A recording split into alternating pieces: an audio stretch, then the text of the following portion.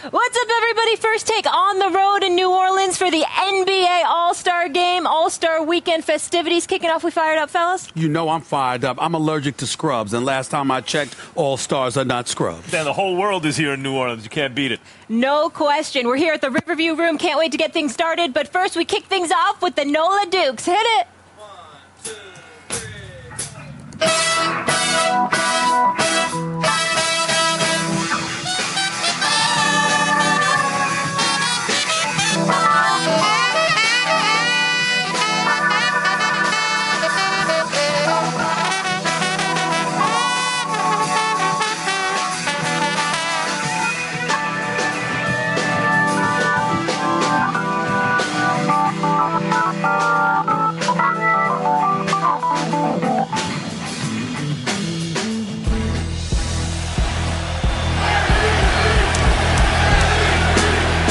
Jams it down to Wall. Oh, my goodness. 2 hands for safety. They do it in so many ways.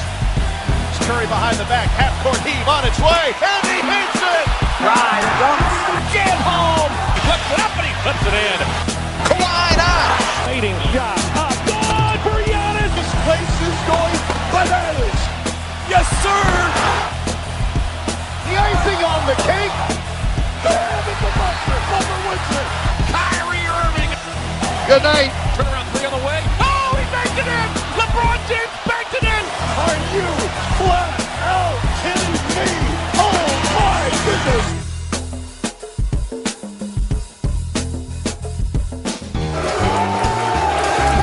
One city you will never hear us complain about coming to.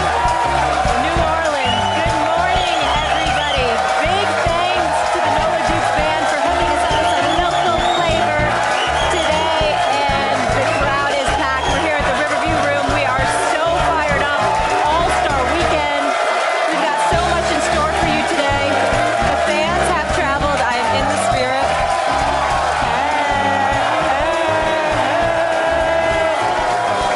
Our first take fan's the best. Up early, house is packed, 60 degrees out. Who's better than us? And nobody loves the NBA more than these two. You can't hear? I'm just talking about how much you both love the NBA and how hype we are to be in this wonderful city with all these great people. Thank you so much for being here with us. Are we not entertained? Yeah. NBA, I don't care what anyone says, a lot of popular sports league, NBA is the greatest sports league in the world, period. Most seasons that might be correct this year. I'm not so sure. Oh, wait till the finals, you'll be singing a different tune. I have a feeling we might get into that, but not only do you have Stephen A. and Max up close and personal, we have Hall of Famer and dunk legend Dominique Wilkins will be here with us in just a moment. We have WNBA superstar Candace Parker in the house. And how about some all-stars for you? Jimmy Butler, John Wall. Yeah. Have you heard of Kenny the Jet Smith from TNT? He will also be here with us. My homeboy. Yes. Yeah, okay. Queens is in the building. Queens is in the building. More New Yorkers, just what we need. So on that subject, speaking of New York, you guys want to do this? Let's do it. All right, I got an update for you. So let's get into it. So we begin with the latest here on the Charles Oakley New York Knicks situation. And Oakley said in an interview with SI.com that he doesn't believe his feud with owner James Dolan will ever end, and even sees parallels between him and former Clippers owner Donald Sterling, who had to sell the team in 2014, of course, for those racist remarks that he made that were caught on tape. Here's exactly what Oakley had to say. Quote, he's definitely a control freak. He's got everybody in the garden on pins and needles. The other owners know this. That's the bad thing about it. They are going to let something happen like it happened with the LA Clippers. It's just that bad. Stephen A. Smith, you've been all over this. Talk to me. I'm incredibly disappointed with Charles Oakley. I really, really am. I know that he was done wrong by James Dolan. We've all recognized that he was done wrong by James Dolan. But to remind our audience nationwide and the folks here, Charles Oakley met with the commissioner and James Dolan face-to-face with Michael Jordan on the phone. Michael Jordan is the owner of the Charlotte Hornets. He doesn't have time for this, but he made time because this is one of his best friends in the world. He got on the phone, representing Oakley essentially. No lawyers were involved. They had a discussion. James Dolan looked this man in the face and apologized. The commissioner basically, along with Michael Jordan, tried to quell this situation.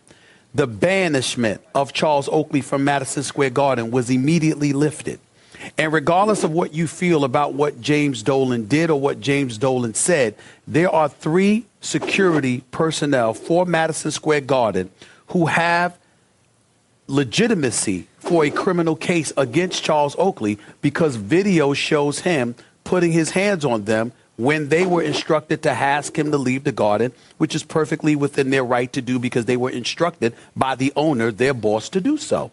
And so when you consider all of that, and that the commissioner and Michael Jordan convinced James Dolan to drop all of that, to shove all of that aside, not only that, apologize to the man to his face and simply said, look, as an owner of the New York Knicks, you want to be a part of the family. He said, I can respect that. I'm willing to allow that to happen, but I can't let you do that and then turn around and read in the papers that you're insulting me. He said, why would I invite you to do that? So there was no resolution that was reached. Charles Oakley was accurate about that. He did need time to contemplate things. He's accurate about that.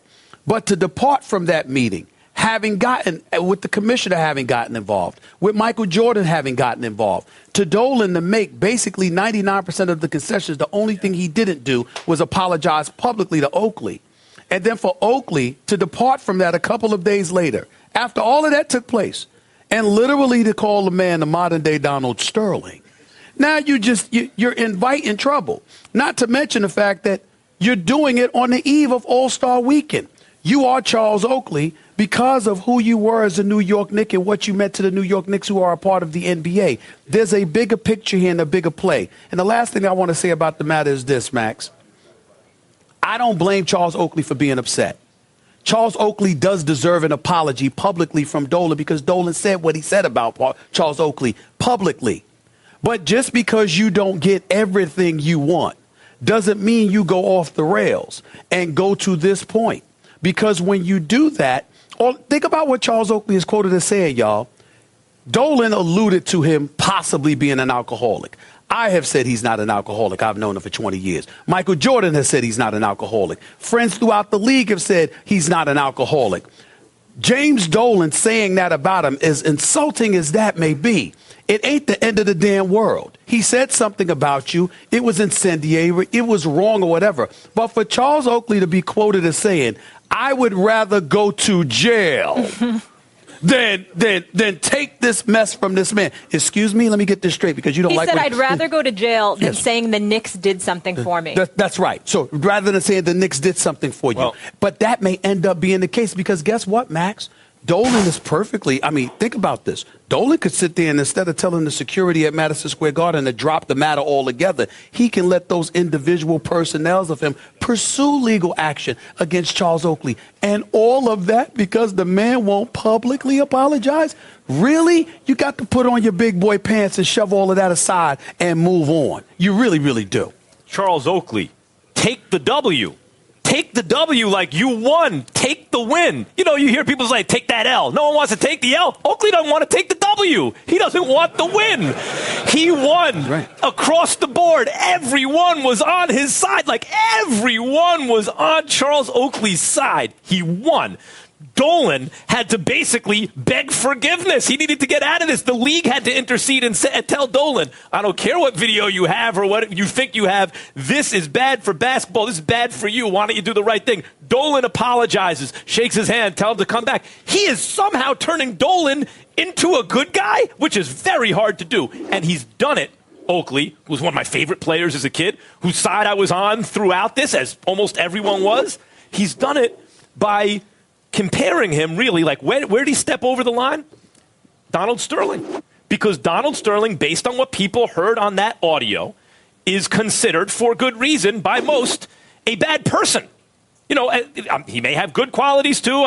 People who know him, whatever. But you call someone Donald Sterling. The reason Jim Dolan, rather, Charles Dolan was his father, the reason who actually built the business and handed it to his son, the reason Dolan is even a candidate for worst owner in sports, which he is is because Sterling's not an owner in sports anymore. When Donald Sterling was the owner of the Clippers, there was no argument. That is the worst owner in sports. And Dolan making the mistake of questioning whether or not Charles Oakley has a disease, right, or is struggling with alcoholism, that was bad. That was not constructive, and it was transparent what he was doing.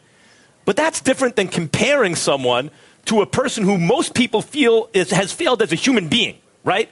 It's just different. He does not want to take the L.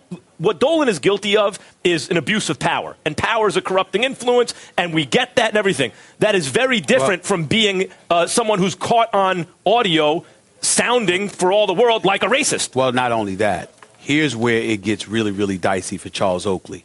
Now we're in a position where we have to question your agenda. Because the fact of the matter is that the banishment from Madison Square Garden was lifted. Prior to that meeting, you were on the record saying you wanted to have a relationship. You don't understand why you're not a part of the Knick fabric. Dolan sat up there and capitulated and said, obviously, that's something that we could make happen. So when he concedes on practically all of the concessions, and y'all know that I know based on the reporting that I've done, he's basically conceded on every single matter with the exception of the public apology. Because you have not received a public apology, you choose the eve of All-Star Weekend to make this noise. And now you're talking, this is what Oakland may not need the money. Oakland may not need anything. You know, he's got businesses that he owns and things of that nature, but clearly he still wanted to be a part of the NBA. He wanted to be a part of the NBA fabric. He wanted to be a part of the New York Knicks. And in one fell swoop, by bringing up Donald Sterling on the eve of NBA All-Star Weekend, can anybody sit here and deny that if Adam Silver and the NBA sat up there and said, we don't want to have anything to do with this brother?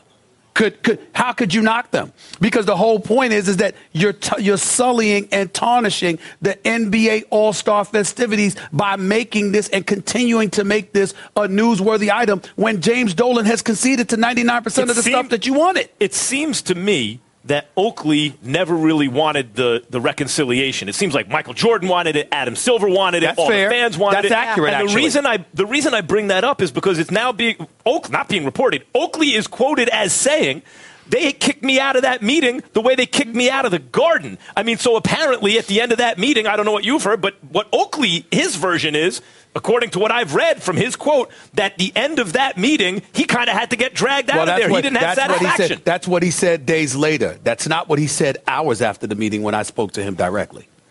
What I'd love to hear on the record, and maybe you'll get this moving forward, is what is Oakley's end game? But we're going to leave it here on that note. We've got take the W. Right? And because now the W's turning into L. I like the way that you put that, Max. Yeah, take the W. We're staying in New York with some other drama that's far more serious, but we're switching here to football. So Jets cornerback Darrelle Revis has been charged with robbery, terroristic threats, conspiracy, and aggravated assault for his alleged involvement in a street altercation that witnesses say left two men unconscious, according to Pittsburgh police, at around 2:45 a.m. Now, two men told the police they were punched by Revis amid a verbal altercation early Sunday. Revis required medical attention. His attorney, Blaine Jones, told ESPN he declined to reveal the nature and severity of any issues. Jones said Revis will turn himself in to police rather soon. A Jet spokesman said the team is aware of the incident and has spoken to Revis, but had no further comment. Stephen A., what's your reaction to all My this? reaction is this is one of the most bogus criminal stories I've ever heard in my life. Let's pump the brakes on this a little bit. Let's take into account the fact that we are talking about Darrelle Revis, who is not a lawless individual, has never been in any kind of trouble whatsoever. This One guy, of the smartest one of the smartest businessmen yeah. in the NFL. This is an individual that is engaging in a real estate project. I know people sit there and say 2:30 in the morning, what's he doing now? He's hanging out. He wasn't at some nightclub. He went to the real estate property that he is investing in because he doesn't want to be there in the daytime when a bunch of people are around. So two men see him. It's on the record that they ultimately approached him, okay? And so what happens is we're hearing about felony charges, theft. Do y'all realize that the theft that they're talking about is some dude is saying that Darrelle Revis took his cell phone? That's theft. So let me get this straight. Why does Darrelle Revis need your cell phone? Because he probably didn't want you taking pictures of him. He probably didn't want you harassing him and whatever. Now, I'm not going to sit up there and act like I was there. I don't know all intricate details. But what I will say is this. You're sitting up there and you're bothering somebody with your cell phone cameras and all of that stuff. And everybody want to be a photographer. That's the worst thing, almost the worst invention ever, as far as I'm concerned, is cell phone cameras. There is no privacy anymore, whatever the case may be. And that's someone's talking from personal experience. I'm talking from personal experience. Put the phone Hide down. your cell Would you guys? phones. Yes. The only difference between me and him is that I may have refrained from punching somebody in the face because I'm allergic to being arrested and going to jail. Have you been tempted, though? Excuse me? Have you been tempted? Have I been tempted? To punch I'm somebody. tempted every day. That's what I figured. Every day. What would Mama say if, you know? Well, Mama, I didn't raise you that way, Stephen. But the point is that, this is what they're talking about is news. And so what I want to caution everybody that here's this news about Darrelle Revis. We have to wait until all the facts come out. But chances are this NFL star in the midst of a 5-year, $70 million contract, all right, that's due to get a $2 million signing bonus, who has always been about his money. He ain't trying to end up in the news or the police blotters, knowing that it could potentially compromise millions. I'm willing to bet my check that somebody instigated something with them. And by the way, this stuff with terroristic threats and all, I said the police need to stop. Come modify these damn charges. Yeah. He probably said that, I want to bust you know what or whatever. Oh my God, he threatened them. Felony. Give me a break. Just stop reportedly, when they woke up, they gave some statements to the cops. But, they woke up because apparently they got knocked out. We'll see as the facts come out. This is a debate show, but we're not going to debate about this. Right. Because, as I said, I reserve judgment until the facts come out. But based on everything we know so far, as you mentioned, Darrelle Revis, it's not like he's in trouble with the law and he's an instigator. But even if he was coming out of a night spot and it wasn't a real estate situation, even if he was so what if he's coming out with a nightclub? If you run up on someone with a video recording device, in most states, by the way, and I don't know, I'm not an attorney, I don't know if this falls under Pennsylvania wiretapping laws, but both parties need to consent in most states before you can just be recorded against your will. And I think it's based on what I know so far, actually, I want to take it from the other angle. From the angle of the guys who were recording Darrelle Revis when he asked them to stop, if that's in fact what happened.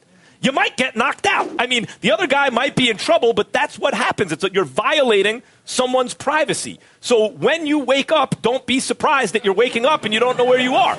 I'm not advocating violence, and I do think it's a bad look for Revis. He doesn't need this right now. Who knows how this affects his employment with the Jets or whoever else? It probably was handled in a suboptimal way, meaning he probably could have handled it better. But the big picture for me is you don't have the right just to run up on someone, violate their privacy, harass them, even as they're telling you to stop, even if legally they may be in the wrong. You get knocked out. I wouldn't be surprised. I mean, this is what happens when people behave this way. I don't believe for 1 second, and it's a belief. I wasn't there. I don't believe for 1 second that Darrelle Revis initiated a physical altercation with anybody. It's not in his best interest. He's all about his money. He's been called a mercenary because he's all about his money. He's got money coming to him next month after the worst season of his career. He's due to get paid $13 million. He's due to get paid a $2 million bonus. On top of it all, we have a commissioner that might suspend you for passing gas, for crying out loud.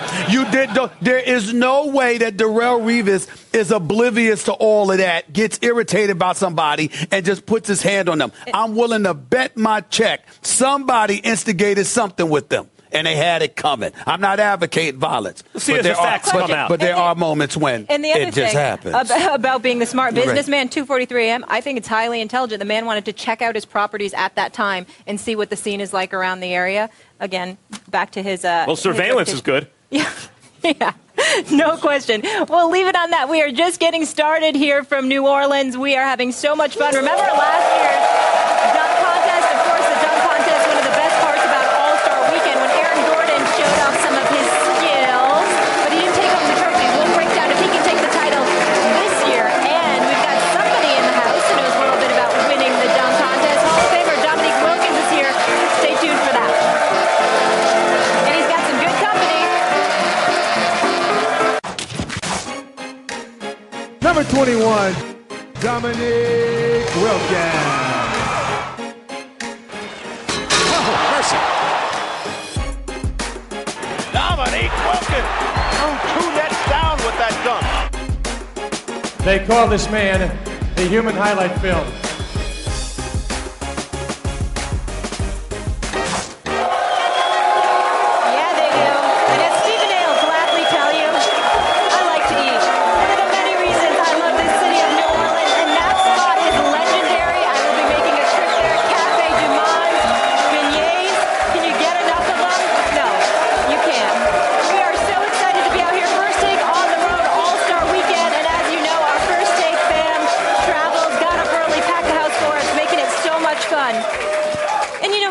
making it fun for us, Dominique Wilkins. Thank you so much for being here. Hall of Famer, 9-time All-Star, 2-time dunk champion with us on behalf of the Verizon Slam Dunk Contest. Thank you for making time for us this Actually, morning. 4-time. I just got credit for 2. Fair enough. Dominique, on that note, I want to start there. It's today's MJ's 54th birthday, and for some of our younger audience, can you tell us about that showdown at 88 in the dunk contest? Man, wow. Probably the greatest dunk contest ever. I'm a little biased, because of Mike and myself. But, the thing at the end of the day, no matter who won, the fans got their money's worth. And that's what we were all about, is putting on a show. I always wondered, does it grate you at all that you didn't get the edge in that? I actually thought a legitimate argument could have been made that you won that contest. I think most people feel that way. Yeah. How do you feel about it? Probably one. He just told you he has 4. Probably one. I got you. Now, what was your objection, that Mike did the dunk from the free throw line twice? Well, actually, it wasn't that. It's that I saved my best dunk for last. Mm-hmm. And I got a 50 on the previous one. That wasn't my best one. Right. And so, again, saved the best one for last. I got 47. I looked up. I'm like, uh-oh. It ain't going to work out too good. It's interesting. You bring up the fact that back in the day, old school, loved going at it. Y'all wanted to put on a show, etc. When you look at today's generation of players, what do you see as the difference between you guys and what they are today, and how do you feel about that difference? Well, if you look at the Slam Dunk Contest, and this year is the Verizon Slam Dunk Contest, which fans who have the Verizon Unlimited data plan can watch NBA content all weekend long. But, the thing that was different, the passion and the level of passion that we brought to every one of these contests, as a player, period, we love to compete against one another, and that was what we were all about. We were all about seeing who was the best. We wanted to know who the best was. And it was the best players in the world who could dunk competing against the best players in the world who can dunk. You told me something today, Neek, that is killing me right now. I wish you hadn't have told me. I'm a Knicks fan, long-suffering, 43 years old, never seen him win a championship. And some Knicks fans here. What's the matter with you that you're still Knicks fans is the question. The point is that you told me that in 88, when you were a free agent, and you haven't talked about this, you were seriously considering going where instead of going back to the Hawks? Well, I wouldn't say I was considering it, that the opportunity came up for probably to play with the Knicks, with Ewing. And, of course, I'm a Hawk. And so I decided to go back and stay. You realize all the Knicks needed was a 3 that kind of fit your description exactly, and then maybe win a couple championships. Yeah, it had been a great team, no question about it. But, Atlanta, I wanted to win a championship for Atlanta. And I forget it was 87, 88. I forget the year I was a free agent. But, hey, I wanted to go back to Atlanta and win that championship. Well, listen, I'm hearing what he's saying. I don't know how much of a great mix you would have been with Ewing, to be quite honest with you. Because, I mean, don't get me wrong, you would have been the best offensive player as a teammate he ever had, but Ewing wanted the ball. You damn sure wanted the ball. I don't know who was going to give up the ball. We'd have had to have a private conversation. Look, man, I'm first option, bro.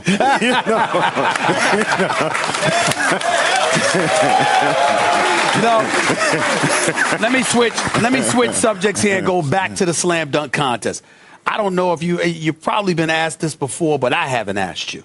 How do you feel about the fact that the player universally recognized as the greatest in the world, one named LeBron James, the one thing he has never done is participate in the slam dunk contest? How do you feel about that? Man, I would love to see him if you see some of the dunks that he's done in games. Right. Those are slam dunk contest and on the layup dunks. line. And the layup lines. It's incredible. And, it would be great to have a guy like him. First of all, he's never done it. Right. To all of a sudden say, you know what, I'm going to do it this year. Well, it would be outstanding. You couldn't imagine the attention it would get. Dominique, you know me, man. I asked you a direct question. I tried to avoid it, right? My question to you was, how do you feel about the fact that he has never participated in the slam dunk contest? What are your thoughts about that? And that question has been raised several times, and I think it's and I don't know if it's time now because so much time has gone by. Right. It's a little bit too late, but early on, everybody, I'm in particular wanted him to do it. He might go down as one of the great athletes who haven't done it yet. How much is the fact that you guys all participated back then, the fact that the dunk contest was helping you establish your brands? Like, I remember the first dunk contest with you and Michael Jordan, and Dr. J was still the kind of branded dunker, and that contest elevated you guys and finally got the world past Dr. J and onto you guys. How much of it is because they have these multi-million-dollar brands now already? I think if you look at what Michael and I did, 25, 26 years later, they're still talking about it. So it wasn't really about the slam dunk contest itself. It was about the individuals who got in it, and the greats wanted to know who the best was. Michael and I wanted to know who the best was, period. And it wasn't going to screw with your legacy at all. It's not something that's going to interfere with that. It's just something we did for the weekend for the fans. That's what it was about. Speaking of wanting to go at each other, as opposed to wanting to join one another. What are your thoughts? What were your thoughts when you learned that Kevin Durant was taking his surreal talents from OKC to the Golden State Warriors? Well, I will say this. Personally, and it's just, the way we did things, I would never have done it because I wanted to compete against the best because how do you tell or really discover what your greatness is all about is you got to play against the greatest players. And I didn't want to play with Magic. I didn't want to play with Jordan. I didn't want to play with Bird. We wanted to compete against one another. That's just the way it was back then.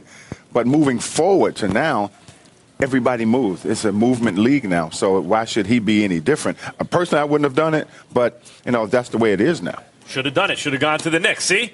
Then you'd have some rings. Durant's smart. Dominique, He's pretty smart. before we let you go, who are you betting on to win the dunk contest this year? Well, the Verizon Slam Dunk Contest this year, until somebody dethrones Jordan, not Jordan, but Gordon, I think he's going to be the one. I think he's the favorite right now because he's put up such a great contest. Yeah. A lot competition of people last year, so him. it's going to be a lot of people pulling for him. So it's going to be hard to beat him. And the great thing is he's actually developed into a really good player. He can shoot and do the whole thing, not just dunk. Well, he was young when he was doing these contests. Now his guys who's kind of maturing into a nice young player, and he's going to be a great player in this league before it's all said and done. A quick aside, not that they're that relevant, but they are your Atlanta Hawks. I saw Toronto grab Serge Ibaka. We see LeBron in Cleveland.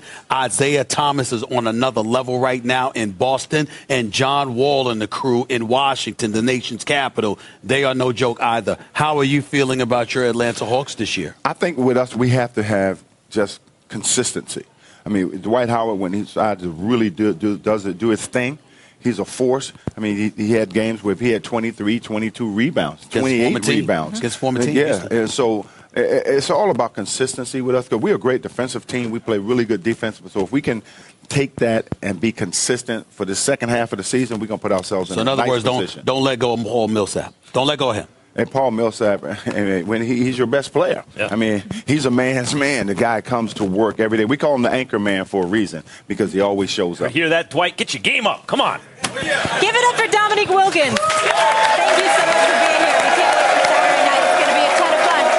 The guys mentioned the East. When First Take returns from New Orleans, we've got Jimmy Butler here. We'll be joining us. So much to discuss with him. Stay tuned.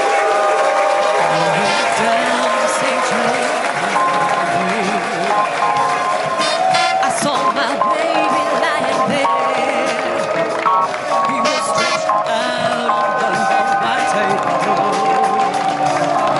So sweet, so soft, so fair. Saturday on ESPN, we got a full day of college hoops for you. At 6 Eastern, Kentucky takes on Georgia. Then we'll take you to Chapel Hill, the site of this week's College Game Day for our Saturday primetime game. It's number 14 Virginia and number 10 North Carolina. Both games also streaming live on the ESPN app and watch ESPN. NBA All-Star Weekend begins tonight in New Orleans. We have the celebrity game again this year on ESPN. The Sixes, Jamel Hill coaches the East team, along with the Raptors' Kyle Lowry and Fat Joe, while Michael Smith coaches the West with the help from Draymond Green and Roxy Diaz. 7 p.m. Eastern from the Superdome, also streaming live on the ESPN apps. Hello, Jimmy Butler. Butler to the rack with a two-handed dunk. It's a pass. Butler with a two-handed slam dunk. Jimmy G. Buckets gets buckets.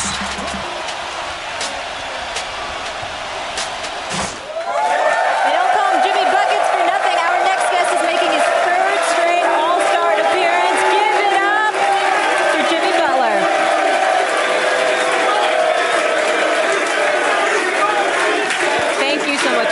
with us. We appreciate you getting up early. The fans aren't excited, though.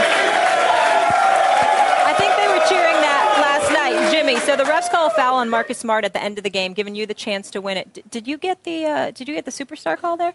I don't think so. I think I got a great foul call. If you foul somebody on a jump shot, if you foul Jimmy, somebody did on he a touch jump you or not? Did he touch you or not? Because the he cameras fouled didn't pick me. it up. He fouled me. Yes, he fouled me. I'm going to have to talk about this for like the rest of my life. Now. I've already figured it out. Well, until your next superstar call, you want to get those superstar calls. He fouled me. All right. Have you ever gotten a star You call? can't even say it with a straight face, Jimmy. He did foul me. Why can't you stop smiling? I'm not going to say it was a hard Stephen foul. What's going on? Did he foul me? He can't keep a straight face. Technically, yes. Okay. I know this much. Stop. No, here's why I won't stop. If that foul had been called against you, you would have lost your damn mind. Correct. You know that. I mean, that was it was a foul, but it was a Details. ticky-tack foul. But that's y'all thing. I don't care about some regular season game in February right before the All-Star break. Here's what I care about. What the hell is going on in Chicago? I mean, look, man, you guys... you and D-Wade got sat down. Y'all called out the team, and rightfully so, by the way. I had no problem with it. We haven't seen it like this in a long time. It's like you and D-Wade against the world. What's going on in Chicago? It is not. I said it feels like that. That's what I said. But it's not like that. Okay, tell me how. Don't do that. It's not tell me like what that. it is. Tell me what it is. Ups and downs. I think every team has them in different ways. Ours were a little bit in the media, and we handled it. Hopefully, we learn from it and start winning some games. That's all that you can hope from it. You called out the team's effort. Both you and D-Wade separately talked about how guys got to want it. You can't want it for them. What was it like for you guys to have to go back into that locker room after being so candid about what the team needed to do? I mean, I think everybody was pissed off, to say the least. Everybody said what they had to say to me and to D-Wade. And from there, you move on. What else are you going to do? You going to talk about it every day? No, go out there and win some games. Last question about it. I know you well enough to know you moved on, but nobody's going to talk smack to you because they're ticked off, and you just going to stand there. What did you say when those dudes came at you ticked off? I mean, I won't call them scrubs, but let's just say they're significantly lower than Jimmy Butler or D-Wade, and they're coming at you with attitude based on your candor. What did you respond? How did you respond? I just listened. Really? Exactly. Oh, my Lord. Oh, my Lord. We Trust all me, know. he didn't do that. Go ahead. We Go all know ahead. the way it works Go in an ahead. NBA locker room. Two things determine the pecking order and who's going to listen to whom.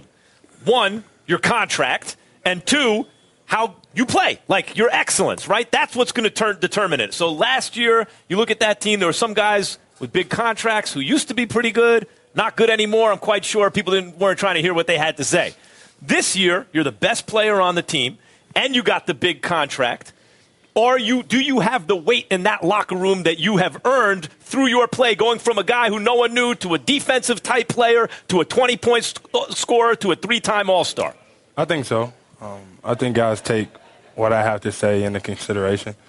I think I might talk a little bit too much. I will say that, but I think it's for the better. I want everybody to be great. I want everybody to want to win, and I think we all do want that. But I think everybody goes about it a different way. I do believe that.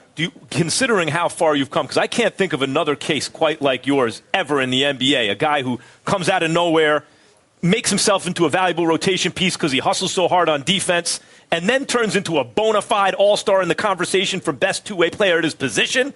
I don't remember that happening in the past.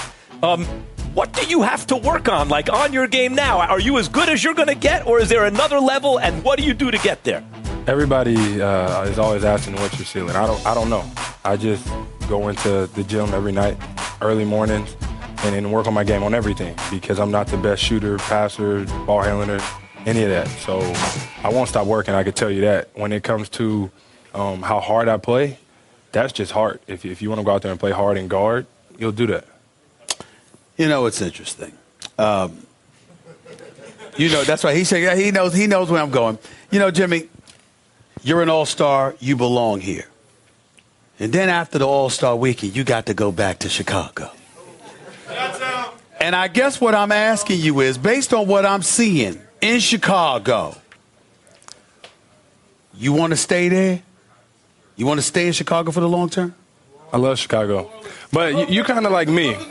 You like confrontation, don't you? Like, you love that. You really do. I wouldn't say that. I just don't run from it. I don't like it, but I don't run from it. If it's there, it's there, because you got to ask the question that needs to be. I'm certainly not confronting you. You're not the problem in Chicago. I think John Paxson's a problem. I think Garth Foreman could be a problem. I think that everybody outside of Dwayne Wade and you on the roster is a problem. I think all of those things are true. And I just wonder, is Chicago the place for you long term?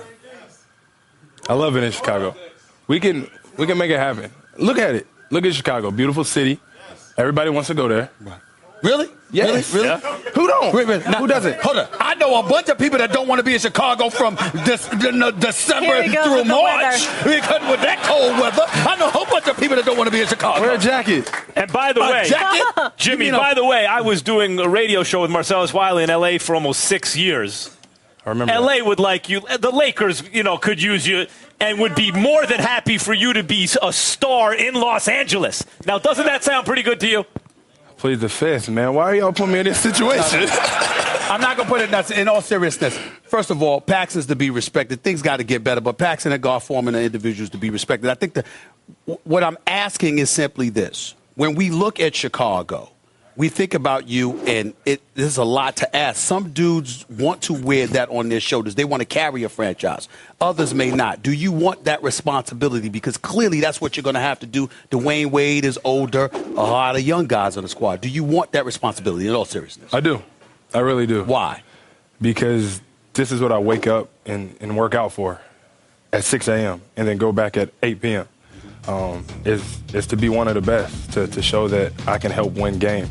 I don't think I've been doing a great job of it right now, but, we still got a lot of season left. We still got a lot of games to win. How do you make the rest of the players on the squad? Because you got to be looking at these guys like, I was considered like a scrub once upon a time, and now I'm one of the best players in the league, and that's because I put in the work, as you keep saying. Must be very difficult to watch guys. Maybe some have more talent than you, not be as good as you because they won't put in the work. How do you lead and make them do that? I just stay in the gym. That's my way of leading. Lead by example. That's it. And that's it. The other thing is, because in all seriousness, all joking aside, I want to show respect to the Chicago Bulls, but it's really not about the Bulls. It's about what we're seeing as a culture in the NBA. We're seeing LeBron, who has love, and Kyrie looking for another piece with rumors about Melo. We're seeing Kevin Durant go to the Golden State Warriors. We see stars trying to, collaborate with one another to win championships. That's not the kind of stuff that you've been talking about or you seem to be about. What's your attitude about all of that? I want to just compete against any and everybody. I think what got me into this league is going up against the best. I think that's what made me so hungry to want to be one of the best, to be an all-star, to be a star, all-star, superstar, whatever you want to call it. So I pride myself on waking up every day knowing that I get to go up against the best. That said, if you had to pick one name in the NBA and say, I'd like to play with that guy or like him to come and play with me, who would it be? One guy? Yep. I'd probably have to go with my favorite player, who's not myself, and that's Kyrie. I love Kyrie's game, man. And he's a really good dude. I like Kyrie. Kyrie is a really good dude. Actually an underrated player right now.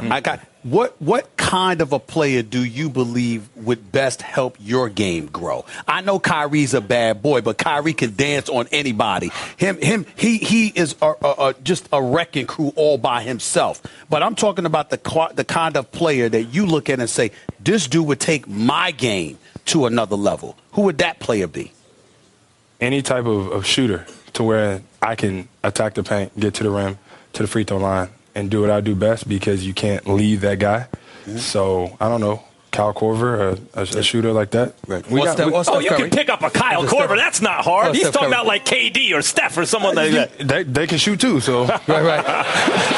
Are you one of those? Do you envision some of the storylines coming out this weekend? Like a lot of people are talking about Westbrook and Kevin Durant on the same All-Star team. How are things going to be? Do you find yourself thinking about that on a weekend like this?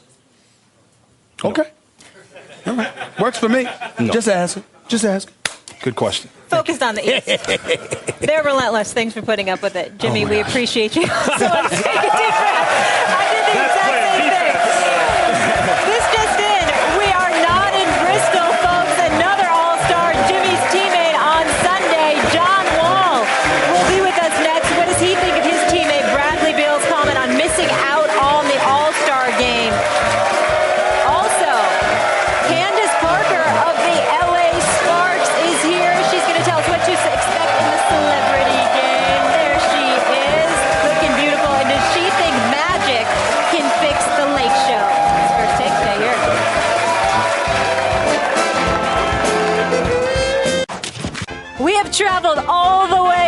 Bristol CT, over 1,400 miles to New Orleans for the All-Star Game. We're here at the Riverview Room for our special show. Thank you so much to everybody that came out here to join us.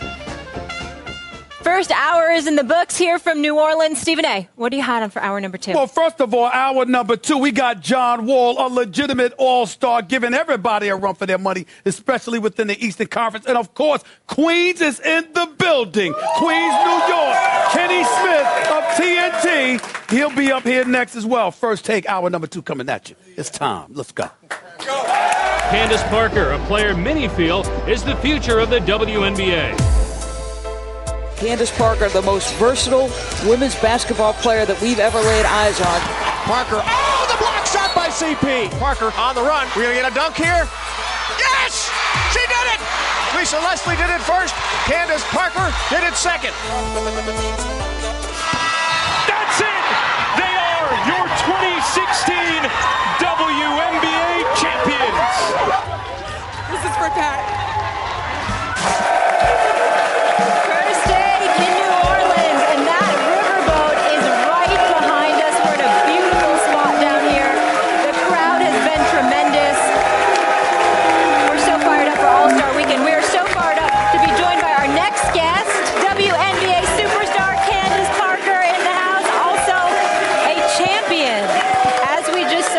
The champion this year with the LA Sparks. Congratulations on that. And you dedicated that moment to, of course, the great Pat Summitt, who unfortunately just passed away. What was that moment like for you? Well, it meant a lot because I think everything that she taught me, I realized in that moment. And it was really special that she wasn't able to be there in person, but I felt her spirit and I felt her inspiration the entire championship run. Well, I missed her. She was a phenomenal coach and seemingly a phenomenal person. I had the pleasure of meeting her just one time, but she obviously was one of the great coaches. She's an institution as far as I'm concerned, one of the greatest coaches ever. But I must admit, I also miss you. And I'm going to tell you why. Because I look at these UConn women winning 100 straight games, and I've got women all over the place getting on me because I'm like, where's the competition in women's college basketball? I'm concerned about it. Are you? Well, first of all, I do want to say doing anything 100 times consistently is difficult in itself, let alone winning 100 times. So you obviously have to give them credit. But I think in college basketball, it comes down to recruiting. And right now, UConn has a monopoly in that. You go to Connecticut, you're guaranteed a championship. You're guaranteed almost to have a chance to play for USA Basketball. You're guaranteed a lot of different things. So I feel like that in itself is, what it's about. I have to remind them, when we were in college, there was a lot of parity. There were a lot of different players that went different places and challenged Tennessee and had game in, game out. You had epic battles. Exactly. And I have to say, we did defeat them every time we played them. That's right. When I was in college. I mean, I got to throw that. How do you do it? Got to throw this all. Right. Max, before I let you jump in, though, but what do you say to the critics that are saying the UConn women are ruining college basketball? Do you think that's an accurate statement? Well, I don't think Connecticut is ruining college basketball. People that are going against them have to figure out how to recruit against them. You have to figure out what your niche is and go in there and whether it's tell the best player that you can bring change. I think this generation, a lot of things come easy. They want the quick fix. They want things that happen fast. And winning, it feels good. You are now, you're finals MVP at the highest level of women's basketball on planet Earth, right? And two-time Olympic gold medalist in addition to that, which maybe that's the highest competition on planet Earth among women. As accomplished as you are, it seems to me, as a pro, that the college women's game, just much as it was like the men's college game was once more popular than the pros, that the college women's game, in spite of UConn's dominance maybe, or maybe because of it, is still more popular than the pros. People care about it more, it seems to me. What has to happen in the WNBA to, as the NBA once did, pass college? Well, you look at these franchises in the NBA, and they have 70, 80 years of people repping these franchises. You look at college, Tennessee is deep-seated. These fans go way back. The WNBA is 20 years young. In the 70s, NBA was on tape delay. The finals were on tape delay. People didn't even watch it live. That's true. So we have to understand that in order for things to grow, we kind of have to understand the process and to absorb the process and realize that we're going to go through growing pains, but we're still here. I mean, we're the longest standing women's sports league ever in the United States, and I think that speaks for itself. Here's a kind of a dumb question. I'm sure you get a lot, but because you have dunked in a game, right? Like you're one of the first, Lisa Leslie, the first to dunk in a WNBA game. Do there need to be more dunks? Does it need to be more of a kind of high-flying act? Well, I think our kind of game, we're not going to try to compete with Anthony Davis. We're not going to try to compete. Yeah. We're not gonna. I'm not dunking like Anthony Davis. I'm not special. Obviously, there was a debate about 8 feet, 10 feet. I think we need to keep the rims at 10 feet, and we need to understand that there's a process. They weren't dunking like AD in the 70s. They weren't dunking like AD in the 80s. Well, maybe. But I think it's a process, and we see women playing more above the rim. But our game is the team aspect of it and making everybody else better and passing and just the pure aspect of basketball. I have a different view in that, and I'm really interested in hearing your take on this because I put the responsibility on women to elevate their sport. And here's what I mean by this.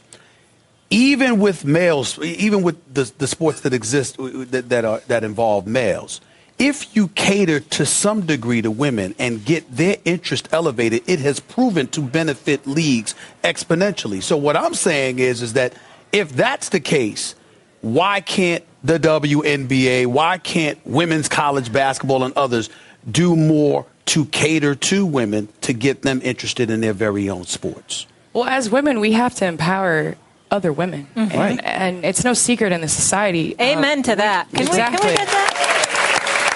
That's basically what I'm saying. Exactly. And I agree with you.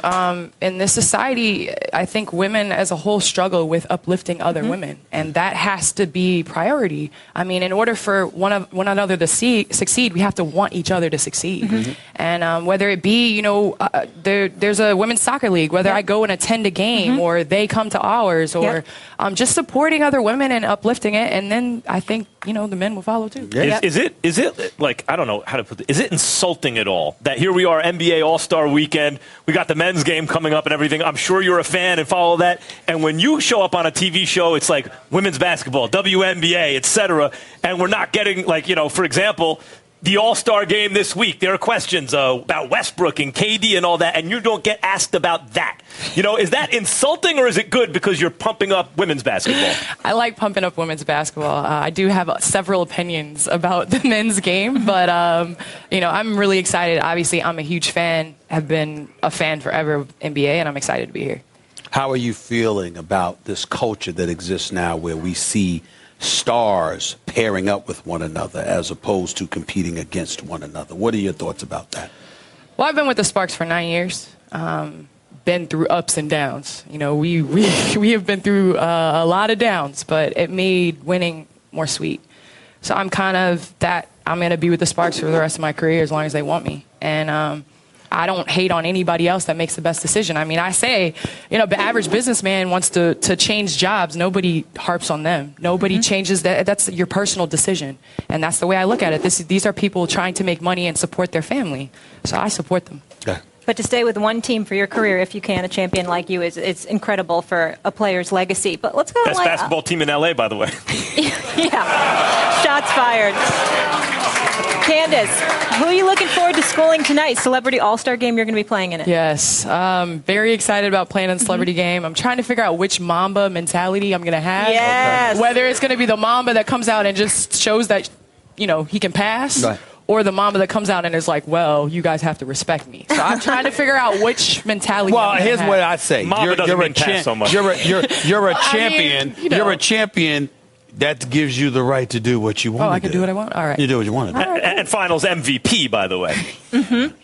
All right. It'll be fun. We're looking forward to seeing you tonight. Thank you so much for everything and appreciate everything you said about women as well. Thank you so much. Thanks for having me. Coming up next from New Orleans, KD and Russ haven't exactly bet on good terms, but they will be teammates on Sunday where there be any drama. Plus, up next we have John Wall joining us. Are Wizards about to make noise in the playoffs? We know Stephen A. is fired up about it. There he is, joined by the band.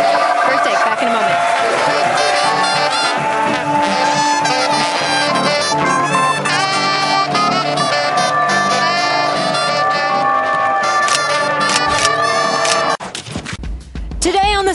Michael and Jamel are live in New Orleans, where they will coach head-to-head in the All-Star Celebrity Game. Mark Cuban and other athletes and celebrities will join Michael and Jamel live on the SportsCenter set today at 6 Eastern on ESPN and streaming live on the ESPN app and watch ESPN. Out front, John Wall. Going to take it 3. It's there. And Verizon centers rocket. Wall foul line. Oh, slam. Wall foul line, shoots, scores. Wall, top of the arc. Foul line. Left-handed slam. And stolen by John Wall. Wall. And he banks and one. 2 score, baby. 2 score. You know you're in New Orleans when you see this. Louis Armstrong. It is a beautiful day out here in the Big Easy. We are so fired up. All-Star festivities have been kicked off.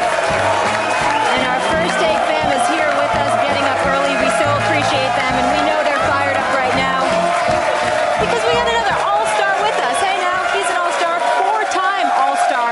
That is joining us from the Washington Wizards, John Wall in the house. Thank you so much for being with us. Can't hear anything, huh? Nah, I can't hear nothing. Congratulations on being an All-Star again, and thank you so much for being with us. Oh, thanks for having me. So you're representing the Wizards, but your teammate, Bradley Beal, not an All-Star. Should he have been? Oh, I think so. He's having a heck of a year this year. He's been healthy for us, and without him on the court, I can't be the player I am, and the other guys can't be the player they are. So I think he should have got the nod to take Kevin Love's spot. I'm seeing something a little bit different. I want to say to the audience here and nationwide, I'm so happy that you're on this show today, because one of the things that I've been talking about for the last weeks, I've made it a point to watch Washington Wizards game more so than ever before. I'm watching you show up in the first quarter. I'm watching you show up in the fourth quarter. I'm watching you play on both ends of the floor, doing what you're doing, and the Washington Wizards are 26-8 in their last 34 games. I'm looking at you right now. I consider you to be one of the premier guards in the entire NBA who's gone widely unnoticed. Do you feel that way about yourself? Do you feel that you're just starting to get the recognition that you deserve? I think so. I've been saying this for the last couple of years. I probably haven't been getting the recognition that I wanted, but it comes with winning. You got to be able to win. I'm healthier than I ever been in my career, and without my other 14 teammates and coaching staff, I wouldn't be able to be the player I am. So I think we're getting the recognition now. Talking about Beal, it was widely reported last season that the chemistry wasn't right with you and Beal, and that was interfering with winning. What's changed this season that you guys are clicking like this? I wouldn't say it was interfering with winning. You know what I mean? We just dealt with times where we didn't have our lineup there at times. We made a big trade to get Markieff Morris to help us out, to give us a legit 4-man. But this year we just both been great. He's making plays off the ball. He's attacking. I'm able to knock down shots. And I'm just healthy. Is that a Scotty Brooks thing at all? I think so. You know what I mean? He's just challenging us every day.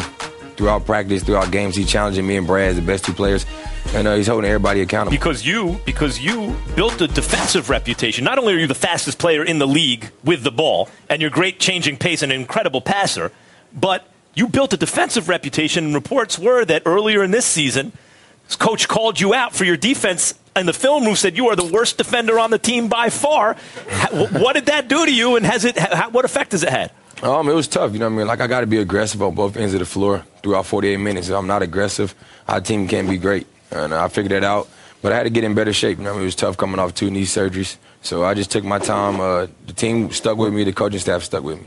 Little things that people may not know. First of all, you had those 2 surgeries. You had the surgeries on both knees, rather. It was in Cleveland. Secondly, you switched agents. You're now with Clutch Sports. Rich Paul, he's representing you now. It seems to be a maturation process that has taken place with you in your career. Talk a little bit about where you were a couple of years ago to where you are now and how you got there. I think just being a better professional now, and also just having great people around me. Rich been a guy that's known me since I was 10th, 11th grade in high school. He's always, no matter if he wasn't my agent, he was always talking to me, just trying to tell me to do the right things. And I just made a change. Throughout agents, throughout shoe deals, all that stuff, I just made a change and want to do better for myself. And I banked on myself, and I feel like I'm having my best year of my career. But why did you do that? And what I mean by asking that question is this. In the nation's capital, prior to this year, when we thought about the Washington Wizards, for the most part, we were lamenting the age of Gilbert Arenas because of that fiasco that took place and how the franchise essentially nosedived. You come on, y'all are respectable, but at the same time not really winning at a high level. So I'm wondering, did this maturation process come about because you realized that you're the franchise and that's what you were told? Can you share that with us? I think they just gave me the keys. I was a franchise, and I was definitely the leader of the team. And I think just having surgeries and coming back healthier and better shape, Brad taking the next step, I'm taking the next step, and I started 5 clicks. We all get it, but our coaching staff came and they challenged us all from day one. We all just took it and looked ourselves in the mirror, and that's what we could do to get better. Who's the best point guard in the NBA? Me.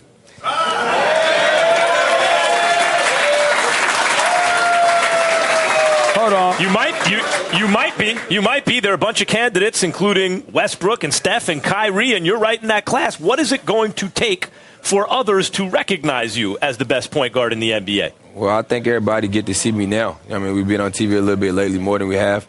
But I think I've been doing the same thing, but I'm just doing it better this season, and I'm doing it on both ends of the floor.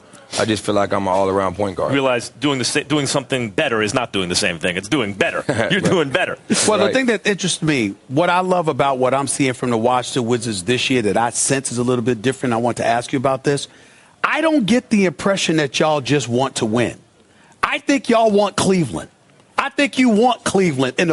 I think that if you got to the Eastern Conference Finals and Cleveland wasn't standing there waiting for you, you would be disappointed. Am I wrong in getting that impression from y'all? Oh, you're absolutely right. That's the team everybody got to beat in the East, and we feel like we got an opportunity to see those guys. And we just got to finish the second half of the season strong and see where the playoffs happens. That Cleveland game you guys played recently was probably the best game of the NBA season so far. What was it like to be in a game like that? How would you compare it to your playoff experience, for example? It's probably the best game I ever played in the NBA. It was probably better than a playoff game. Just so much going into it. We won 17 straight games. They're the hottest team. They're a great team in the East that everybody's trying to go out and beat. And went down to the wire with LeBron making a heck of a shot. You do realize that you just said that you're the best point guard in the NBA. You do realize that means if you get what you want, you're going to be going up against Kyrie Irving. You don't have any issues with that whatsoever. Nah, I like those matchups. Brings out the best in anybody. He's a heck of a player. He leads his team with LeBron and those guys, and he's been in that position where he made big-time shots in the playoffs and helped them win the championship. One of the reasons that I like you guys to get to the conference finals is as much as the game has changed, it's spread pick and rolls and everything, and it's not as much of an ISO game, and the old-timers, like who takes the last shot and all that, to me it still does come down to, among competitive teams, who has the best player. So, for example, you guys against Toronto, there's no one as good as you on Toronto. But in Cleveland, there are a couple dudes, especially LeBron James, the best player in the world. What do you have to do to lead your team, not just to compete against those guys, but to victory against those guys? You got a guy like LeBron James, you're not going to stop him. You just got to try to make it tough for him. But as long as our guys go into every game, understand we got a chance to win and play with a lot of heart, that's all you can ask for. Tough question coming. Do you sense a little bit of vulnerability in the Cleveland Cavaliers? Do you think that they're right to be had, particularly with an injury to Kevin Love, with talk about trades that haven't materialized yet? Do you think this is the time that the Cleveland Cavaliers are destined to get knocked off? You got a guy like LeBron James, you can't say that. He's the best player in the world. He's proven what he can do with having great stars around him, without having great stars around him. He's going to do what he got to do to help that team win. You just hope they take a little downfall so we can take advantage of it. By the way, I noticed that even though you're an all-star and you get paid, I did notice that Bradley Beal got $128 million. I'm just wondering, when is John Wall gonna sit up there and say, "Yo, Ernie, how you doing, bro? Let's go out to dinner," because I'm looking to get paid myself. Is that conversation about to happen soon? Nah, no need to. Okay, because. Just play basketball. When you're winning, all the other things come to you. Figure 128 over there, at least 140, 150 over here, right? No? No question. Go ahead, I'm sorry. So I mentioned, how you have to prove it against Cleveland because they're the best. Do you think anything other than the conference finals? Everyone's taking Cleveland, except for you guys, I'm sure. Everyone's taking Cleveland to get to the finals. Me, Stephen Averett, you really can't find someone who's not taking them out of the East. Do you have to at least get to the conference finals for this season to be a success? Totally agree, yeah. The way we started, we didn't start off well. We've been playing well to finish the first half of the season. But our ultimate goal is to get to the Eastern Conference Finals and see what can happen. ultimately, I look at let's wipe Cleveland out of the equation. I saw Toronto pick up Serge Ibaka. Atlanta can't be ignored because of the way they can play defense and Budenholzer can coach. And this miniature dynamo, Isaiah Thomas, has put the basketball world on notice that he has arrived. Cleveland aside, who's your biggest concern out there?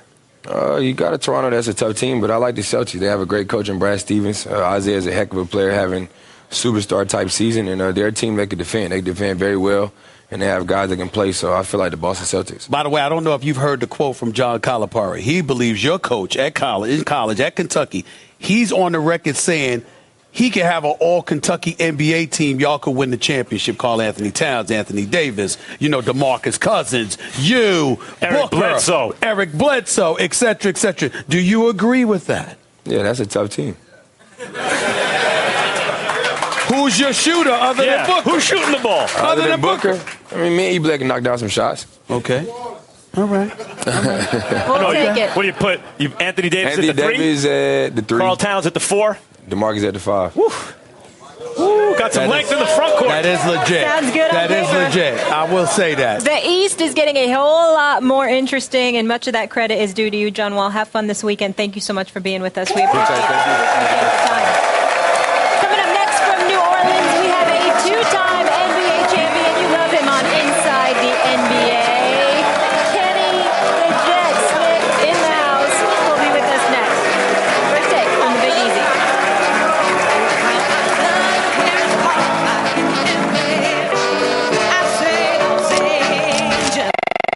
Hi, this is Maury Moreland Morrison, here to tell you Geico has more than just great savings. Much more. Geico's been around for more than 75 years, back when they were using Morse code. Sorry, that's just my sense of humor. What's more, with Geico you get 24/7 access to licensed agents on the app, online, or over the phone, so you can talk to them at night or in the morning. So forevermore, just know that no other auto insurer has more than Geico. More power to you. Geico. Expect great savings and a whole lot more. Saturday on ESPN, we got a full day of college hoops for you. At 6 Eastern, Kentucky takes on Georgia. Then we'll take you to Chapel Hill, the site of this week's College Game Day for our Saturday primetime game. It's number 14 Virginia and number 10 North Carolina. Both games also streaming live on the ESPN app, and watch ESPN. You know what it is, NBA All-Star Weekend, and it begins tonight, people. In New Orleans, we'll have the celebrity game again this year on ESPN. The Sixers, Jamel Hill coaches the East team, along with the Raptors' Kyle Lowry and Fat Joe, while Michael Smith coaches the West with help from Draymond Green and Roxy Diaz. 7 p.m. Eastern from the Superdome, also available on the apps. This just in. We're not in Bristol. And our First Take fans showed up and showed out. That's why we love coming on the road like this. And we couldn't be in a better city than New Orleans. They're extra fired up right now because look who's here. Two-time NBA champ. Hey, man, this is impressive. We love watching him on TV on Inside the NBA, one of our favorite shows. Kenny Smith in the house. Thank you so much for being with us on Man, behalf we need of a studio TNT. audience at TNT. This is. It's fun, right? I don't know about that. Charles might cuss him out. What? No, he might take Mike out of the equation. No, the fans are the best. Love the energy. I got to get right into it because I love. This is the one. You guys are the one sports show my wife will actually watch with me. Right after the game, she'll just let the whole thing go. All three of you going at it. Fair or foul when Shaq pulls the championship card on Chuck? Oh, it's 100% fair. 100%. I mean, that's the separating between a good player and an average player is confidence. The separation between a superstar and a legend is a ring. So he's trying to separate himself. They try to separate. That's the only way you can separate it. And then it starts like, how many rings? That's it. That's legend talk. Yeah, you know what I mean? That's legend talk. Yeah. That's fair. That's fair, and I agree with you. But to play devil's advocate, you've got to. You rarely bring it up. Well, because it's legend versus legend. So they're going at each other. But Right. to me, that's the fun part about it. We all know internally, like, championships don't really dictate if a guy is great or not. Because he could be playing on Philadelphia 76ers and be Joel Embiid. You know what I mean? And he's got a young team, whatever it might be. We understand that. But in the locker room, all fair and love and war. And yet there are players like you who I'm sure could have had a bigger offensive role on a lesser team or been hard-headed about the role they were given on a team with Hakeem and others. No. I loved my role. I played with Sacramento Kings when they weren't the good Kings. And I averaged 18 points. Well, they're not the good Kings now. No, Go ahead. They're this King, right? But I was averaging 18 points, 8 assists, right? And I was coming home and I was going to sleep. I had like a masseuse on one arm. I had ice on the other. I went to Houston, started playing with Hakeem Olajuwon. I had the easiest 14 points. I used to go out after the games and party. I was like, it's the easiest 14 points in your life. No, I'd rather play on a championship team. I want you to know, I got mad appreciation for you, and it ain't just because Queens is in the building. Queens is in the building. We're in the building. It's not just because his brother actually trained me, even though he trained me to shoot a hell of a lot better than I shot the other day with James Harden. But that's a different subject for another day. It was a bad moment. Okay. But here's the deal. This season, I appreciate how easy y'all have made it for me because I'm disgusted, man.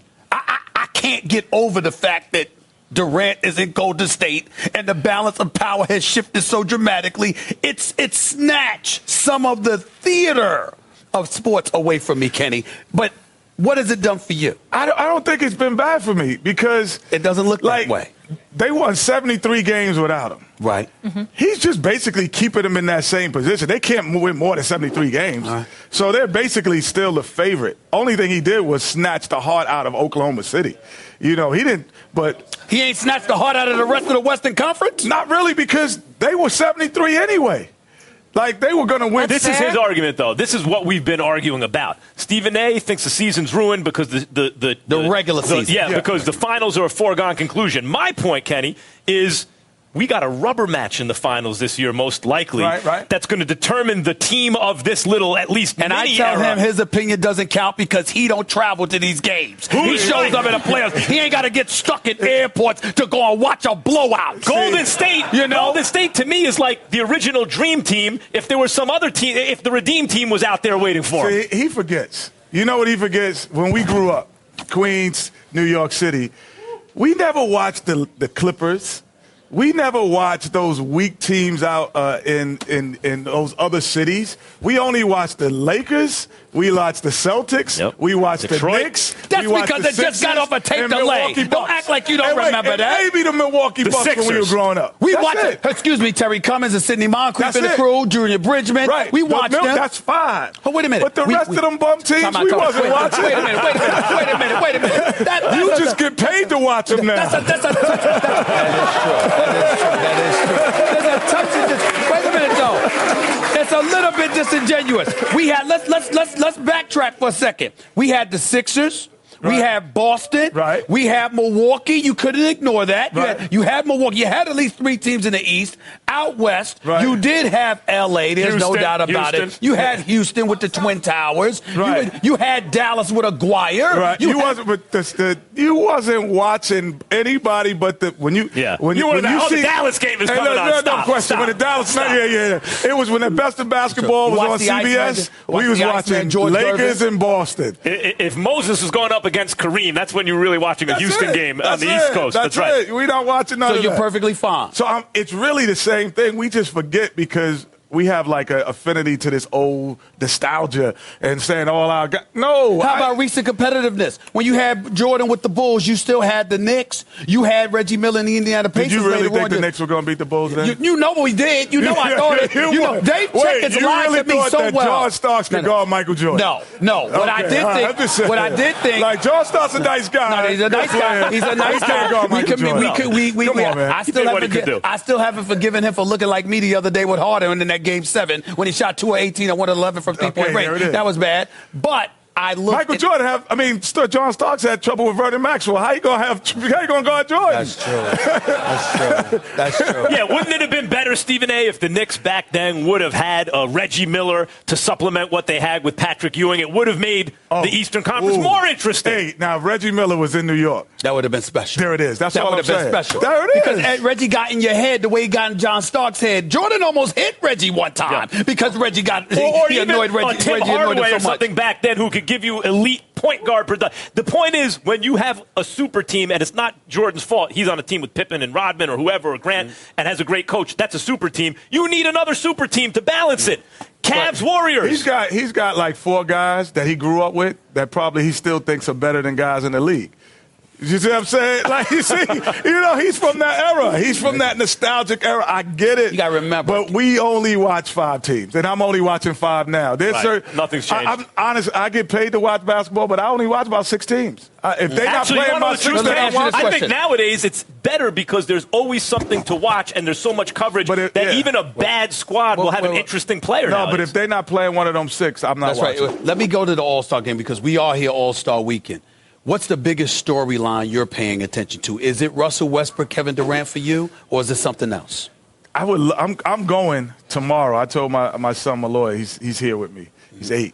So we're going to the All-Star practice.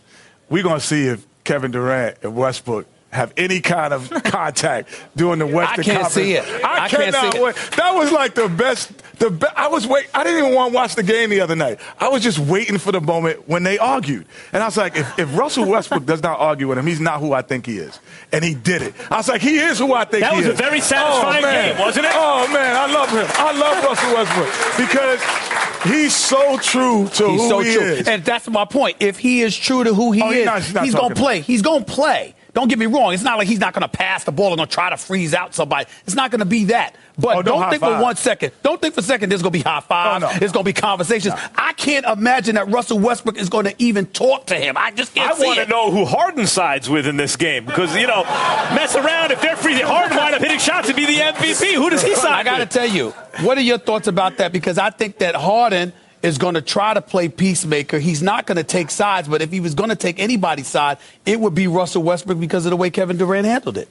It's like your friend is dating a girl that your other friend used to date. Oh. It's like, and they both in the building. You know what I mean? You can't. You just gotta talk to them separately. Just wave. Just wave. What up? Give him the nod. Yeah. That's a head nod. Catch up later. You got the head nod because and hit him with the text. Russell Westbrook is true to who he is, and he is not going to be friendly. He's not going to be lovey-dovey with Kevin. And why do you think that's the case? Before we let you get on out of here, why do you think that's it? Because Kevin Durant left, or because of the way Kevin Durant handled the departure? No, it was a straight disrespect. That's a straight disrespect. It's like, you're not good enough to win a championship with me. Mm-hmm. That's what he said when he leaves. Now, regardless if it's a great situation for him and financial, all those things, but he said, you're not good enough. It's almost, I thought Dwayne Wade would be like that with LeBron when he left. Like, you're not good enough. I'm going to go over here again. Is that you're not good enough, or or with you, it's always going to be who takes the last shot, and over there, it's going to be the open man takes the last shot. Doesn't matter. Think about it. We in the park. Forget NBA. We all in the park. I got Steven. We lose. Nah, I'm going with you this game. Well, it's smart because I beat him every day on this show. No, wait. Exactly. That's a straight disrespect. We're in the park. Mm-hmm. We're playing 3-on-3. I pick you now, and I leave him off. Yeah. That's what he did. We got a problem. We got a problem. Straight disrespect. The straight disrespect. I can't see Russell Westbrook talking to him. I just can't see it. I can't see it. No. If they high-five and was slapping, I would be like, all eyes are going to be on that drama Most Sunday night. interesting All-Star game in a long time. No question. TNT has exclusive coverage. Before we let you go, tell us about your celebration with the Smith Entertainment Group. Well, Steven's been to many of my parties. And my entertainment group has one there. And he is like, he always like, I need a ticket. I'm like, Steve, your face love, man. You just walk to the door, man. You're Stephen A. Smith. You don't walk to the door. He still wears a badge into ESPN. I'm like, do you still need to wear a badge with your picture? I am a humble soul. I don't take things for granted. I'm going on that note because I'll tell you, it's tonight. Yeah. It is invite only. You guys are invited. And I will try to invite some of your friends. Kenny. Hold it. I have one condition. What? Stop. I have one condition. What's that? You better not let a Cowboy fan in that park. He's not allowed. Kenny, thank you so much. We appreciate you. Have fun this weekend. Up next, we're taking a trip to Mollywood where the fans get to take over and put these two on the hot seat. Plus, a very special surprise for Stephen A.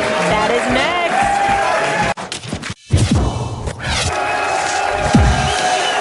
Welcome back to the Riverview Room in New Orleans. And not only do we love coming on the road, of course, for NBA All-Star Weekend because of all the NBA greats, You make it so fun for us. And that's why I love the segment. Not because it's called Mollywood and it has my name in it, because it's about you guys. Don't give me the side eye right now. And you all get to bet these two on the hot seat.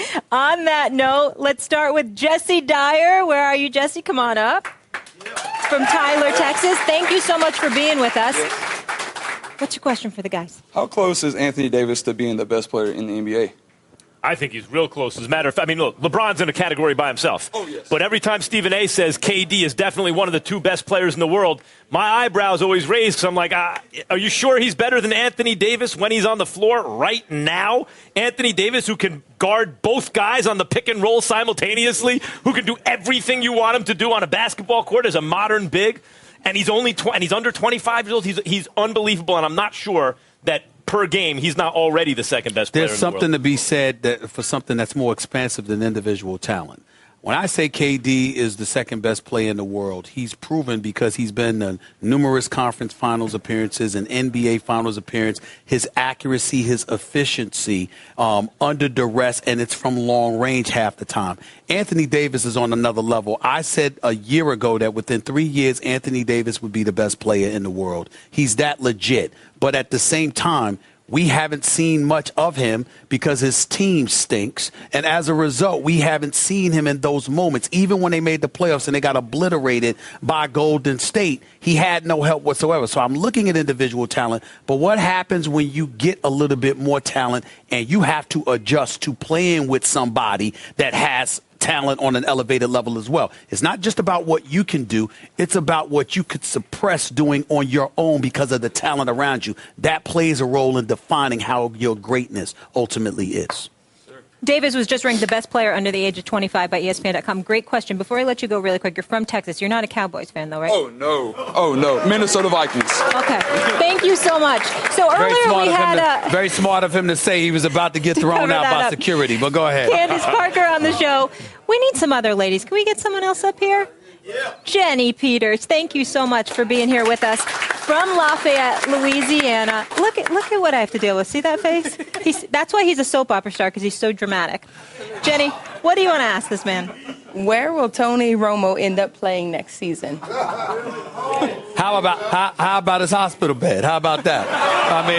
You are so disrespectful to use your line. How are you going to come on here and say that? Well, let me tell you how I'm going to say that. You could have said a couch. I'm going to tell you exactly how I said it. Did Tony Romo play this year? No, because half the year he was injured, and then after the year that he wasn't injured, it didn't matter because Dak Prescott had arrived on the scene. The reality is clear. Tony Romo, 78-49 regular season record. He can ball, but he can't stay healthy, and he's allergic to prosperity in the postseason. And since the postseason, all right, is past December into January, I presume that he will be ill or injured, if not both. My condolences ahead of time. I apologize for him, Jenny. He's definitely going to get hurt. As to where he winds up, there are 3 obvious destinations, right? Denver, Buffalo, and Houston. And if you're Tony Romo and you're playing for the Cowboys, where do you want to wind up? It seems to me Houston is the logical fit for him, and there's a big need there because Osweiler's really no good. I'm predicting Houston. And he needs to stay away from Buffalo because it gets cold. And everybody wants to sit up there. Y'all can dismiss you and the weather, the softest you're from Queens. Excuse me. I'm sorry. Don't let me talk about you before the show how you were complaining about the weather. Don't say you can be that way all you want to, Mollywood. Don't get yourself in trouble. Yeah, Here's the but deal. from the islands, originally, the roots from the islands. Right there, West Indian man, my son. Here's the point that I'm trying to make to you. If you're in Buffalo, I don't kill anybody. Tell me I'm wrong about this. If you're warm and somebody touches you, it's no big deal. When it's freezing, somebody could touch you and it hurts. You Tony Romo in Texas and you getting hurt. What the hell are you thinking about going to Buffalo for? Stay your behind in Texas. Well, they got receivers. They got a defense that should bounce back. Stop it. He Jenny, can't take it. I appreciate it. Stay away from Buffalo. Look what you started here. So I'm being told right now, thank you so much, that our next guest is a surprise. Can we have that person come out here?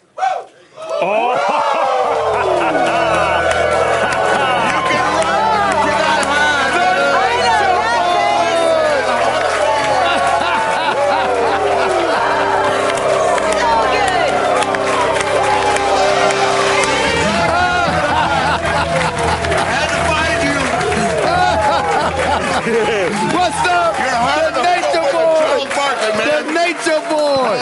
Do y'all understand who this man is? He's been ducking you, huh? Do you understand who this man is? Styling, profiling, doing what he does. Limousine ride, jet flying. Woo! Brought my ring to the Energy TI or Ice T or Ice Box or anybody you got me, man. And for the kids who don't and know. you, The Rock, gets my autograph, kid. For the kids who don't know, before the internet, when they were like wrestling magazines, the number one wrestler in the lists every issue. Every single issue. The What's the Nature Boy? Ric Flair. Most hated. Hey, and a master's degree in communication from Stamford, Connecticut. Why aren't you working for the WWE? Vince never saw you, or you would be right now. That's right. I do enjoy the day job. I enjoy it. Yes, that's right. Listen, how have you been, man? I've been great. Is there going to be some reunion of the Four Horsemen? See, y'all don't know about stuff like that. The Four Horsemen, you don't understand. You don't understand Arn Anderson and the crew. You had Roman Reigns out here the other night, didn't even bring up my name. Are you kidding me? I apologize. Are you kidding me? I slipped It's up. like you walking in a room and everybody go, woo, woo, it's Stephen A, man. You want to do it together? What? Woo! My favorite show, I had to call the coach one yesterday to get a pass to get in here. I didn't know that. I didn't know that. Well, that's because I don't have your number, man. I will resolve that. It will be taken care of anytime As you Kenny want to. Smith just told him, face pass. Come on, what are we talking question about? I want to ask, right? Yeah. I follow you religiously. It's my favorite show. Thank you. How many points did Wilt average and how many rebounds is best here? 50 and 25. That's right. Jesus, okay, buddy. Max. I was going to say With the 52. quickness. 54. 50. Oh, it was 54? I was going to say 54 and 25. 52. I was going to say 52. Okay, that's all you. of it. That's you. You know it. Yeah. This is what champions do. You know stuff Ask like me this. something. Ask you something about which sport? Anything. Anything. Anything. It could be NBA All-Star games. You can even add tennis, anything. Tennis, anything. How about boxing? Sure. Okay, I'll make it really easy. Who's your favorite fighter? Of all Ever. time? It'd be Floyd or Roberto Duran. Roberto Duran and Floyd. Yeah. I also like Hurricane Carter, man. Woo! Who wins between you and Hulk Hogan in your primes? Right here. You know what it is. Finger four-leg lock. He made more money, but we know the answer to That's that. right. We know the real deal. Rick, thank Yes. you so much. No, So thanks, good kids, to so have much. you. I'm Appreciate honored. it. Thanks, guys. You made it fun for us. Thank you so much, right? You guys have a great weekend. Thank you. Big Coming fan up, of the we're show. Very wrapping nice to things meet you. up from New Orleans. We'll break down exactly what is going to happen in the All-Star game with KD and Russ on the same team. Will they pass the ball to each other? That and other details. We got you covered. If you got Carmelo Anthony, how the hell are you going to give him away for a box of cookies? Please explain. I need help, Max. You ain't getting a superstar for him. He's not a superstar. You trying to tell me that? Who's the superstar? Yeah, Blake Griffin is. A superstar? Really?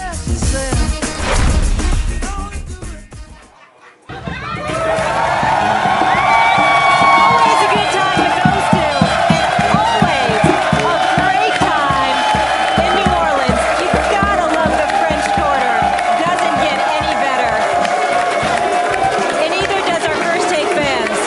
Packing the house, getting up early to be here with us, making it so much fun. NBA All-Star Weekend, festivities kicking off tonight. Welcome back into the River Room. Before we get into this next subject here, I just want to say thank you to all of you for coming out and making this so special for us. We really appreciate you watching the show and being here with us. Honestly, it means a lot, and it's so much fun having the energy. And speaking of energy, I think there's going to be some of that. We're not sure what kind on the court. So, head coach, would you? Can I live? Thank you. Head coach of the Western Conference All-Stars, Steve Kerr, was asked if he's going to have all four Warriors on the court at the same time as Russell Westbrook. Take a listen. Now that we're here, I have given it more than 1 ounce of thought. But as of last week, I hadn't thought about it. But no, I've definitely considered it. That's the only thing that you have to do as a coach in the All-Star game is to parcel out the minutes. That's it. I mean, you don't draw up any plays. At least I don't. I didn't 2 years ago. Yeah, so we got to figure out the minutes, and I have thought about it, and I'm not going to share it with you here today. So it is a premeditated decision that we'll find out about. Max, should he have them on the court? Should he? Yes, he should have them all on the court at the same time. Big happy yes. family. The reason that Westbrook is my favorite player is because to him it's always Game 7 of the finals, right? Yeah. Like he doesn't want to hear it. He's always, so I'm sure he harbors resentment and everything else. Is super aggressive, all those kind of things. But as the fan, one of the reasons this is the most interesting All-Star game in such a long time is that Westbrook-KD dynamic. And to think about, like, do you guys want to see Westbrook with 4 Golden State Warriors on the floor at the same time? Is that interesting? Would that get you to watch if there's something going on in the other room? Are you going to get up to get a drink when that's going on? No. So, yes, I want to see it. And yes, he should do it. I don't know if he should do it. I would like to see it. You would like to see it. We'd all like to see it. But Kenny Smith and I just told you, this is Russell Westbrook we're talking about here. He's a different beast. You had better sit down, if you are Steve Kerr, and have a conversation with him about what you want to do rather than just drop it on him because you don't know how he's going to react. This Russell Westbrook dude is not playing. He, like Kenny Smith said, feels disrespected. You don't know what kind of reaction you're going to get from him. You know he's going to play hard. Make you it know more he's interesting. Yeah, but I'm just saying, if you ask the question, if you Steve Kerr, because you don't know, you just never Check know. this out. You don't Check know, this you don't out. know what that's going to Who create. am I making the point guard? Because the question, because you're talking about Steph, Clay, Draymond, and KD, right? I'm making Westbrook the point guard. Steph is playing off ball, so they can't ice him out. Westbrook's going to have the ball and decide what to do. Once again, we're talking apples and oranges. I'm not talking basketball. I'm talking personality. It's an exhibition game, which means it's meaningless, which means that as a result, you don't particularly care about the outcome per se.